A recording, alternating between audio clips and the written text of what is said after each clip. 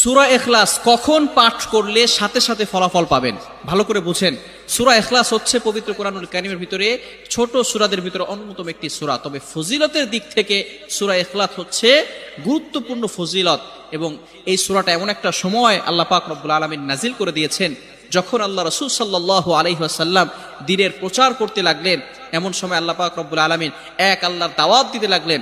তখন কাফেররা আল্লাহ রাসূল সাল্লাল্লাহু আলাইহি সাল্লামকে কোশ্চেন করলো যে, মুহাম্মদ, তুমি তো এক আল্লাহর দাওয়াত দাও, আমরা তো কোটি কোটি দেবতার পূজা করি, তারা আমাদের সমস্যার সমাধান করতে পারে না। তুমি যে আল্লাহর দাওয়াত দাও সেই আল্লাহ কয়জন এবং সেই আল্লাহর সন্তান আছে কিনা?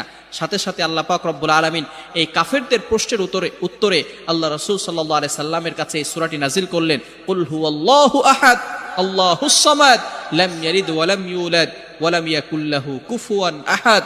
আল্লাহ পাক রব্বুল আলামিন এক, অদ্বিতীয়, এবং আল্লাহ